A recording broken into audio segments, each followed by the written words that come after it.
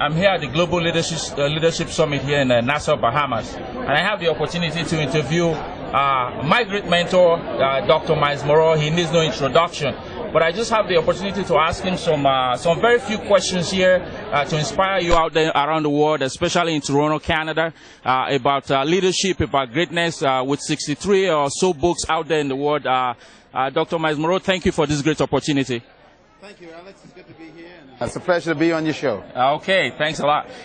Tell us, what's the main objective of this Global Leadership Summit? You've been doing this for many, many years. It's my first time. I can tell you I've been having a fabulous time down here. Well, our entire international association, which is called the International Third Leadership Association, we are focusing on training leaders formally. Okay. Most of the leaders in the world today are products of circumstances, not intentional training. Wow. And so we have a different approach to leadership, where we organize training opportunities for leaders who are in positions of leadership or those who are emerging leaders. And this summit is one of our training opportunities. We bring leaders together for three reasons. One, and that is for networking, for them to make friends with other leaders from around the world. Two, for leadership training, for them to learn the principles and precepts of leadership and how to execute leadership. And then thirdly, for them to also become a part of a global family and to exchange ideas. And so today we have about 63 countries here. Wow. And it's very exciting to be able to see leaders grow and expand and expose themselves to new information and new people. And that's what we're doing here today. It's very exciting. Oh, yes, definitely. I feel the energy. And just a couple of more questions. I know in your presentations, and I've read most of your books, you seem to have a special focus on the government. You talk about the government a lot. You talk about the third world a lot. I just have about a few questions regarding that. What do you think is the root cause for the breakdown in global leadership? We look at countries failing. We look at politicians and businesses failing, and we all know it's leadership. What is the root cause? I know with 63 books we can find it in one of them, but what do you think is the root cause to that? Well, we can only lead people as far as we've gone ourselves. And so when a leader stops growing, if a leader stops expanding, if a leader is untrained, if a leader has defects in their character, all of that is manifested in their leadership performance. And so one of the reasons why we have so many international problems, national problems, social problems, civic problems, local community problems, is because of the quality of our leaders. And leadership determines everything. And so if we want to improve a community, a city, a department, or a country, we got to improve the caliber of the leaders that we have. Leadership, therefore, is the secret to success or failure. Poor leadership produces poor followers. And so this is why many of our countries are having struggles.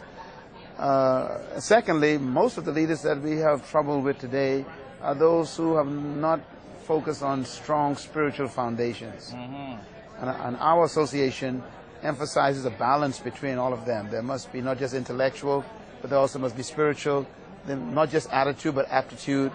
We need leaders who are not just trained in how to execute leadership, but also how to become a leader themselves, and also to focus on the basic motivational and philosophical challenges. Many leaders today are failing their constituents because their philosophies are contaminated. And so we try to train leaders from philosophical foundations first, which informs their thinking, their attitude, their value systems, their moral systems, their concept of value of people. All that comes from a person's philosophy. And we try to restore what we consider to be the time-tested values of godly philosophy. Wow, I'm all inspired. Another term I know you use a lot is greatness. Yes. How we need to discover the greatness in us, how greatness is in us, and I know I see that a lot in your books and in your program. What is greatness to you? I think greatness is becoming yourself. That's it. I mean, it's not complicated. When you discover who you're supposed to become and you become it, then you've achieved your greatness. And this is why our perspective of being great is simply fulfilling your assignment on earth, doing what you were born to do. A bird is great because it flies. A fish is great because it swims. You are great because you fulfill what you were born to do. And so greatness is not something that you compare with other people. Greatness is you being true to what you are and manifesting that self and doing it in service of other people. I remember, sometimes we think that greatness might mean that, you oppress people or you consider yourself superior.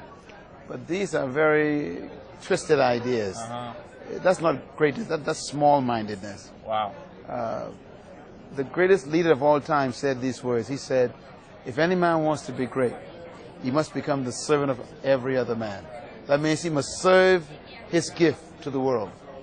So greatness is when you find out what you were born to give and give it to the world. And service of humanity is greatness. Wow. Well, it's a great honor to have had these few moments with you.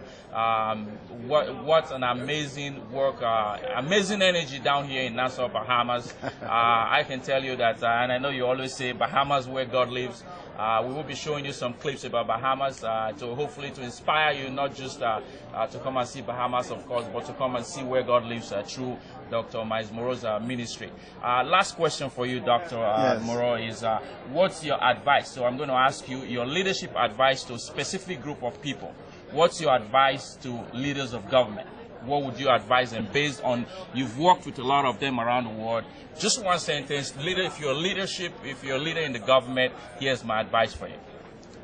Well, for all those who are in public office, okay, it's important for them to be reminded that they are not to be served by the people, but they are to serve the people.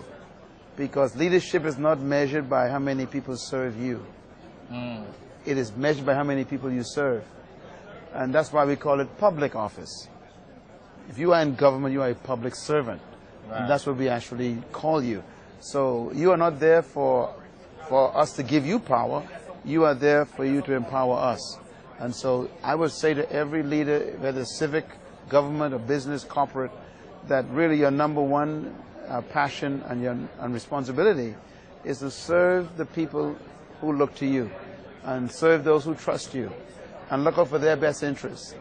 Always remember this, that leadership is not about you controlling people or ruling people. It's about you inspiring people and equipping people to become better than you. And that's my reminder. Wow. Thank you so much. It's a pleasure. Thank you so much. What a great honor to have had this opportunity. And I wish you all the best in your amazing ministry. I'm a great follower. I'm following you right from Toronto, Canada, but definitely I'm right behind you, sir. Thanks you. a lot. God bless. Thank you. Thank you so much.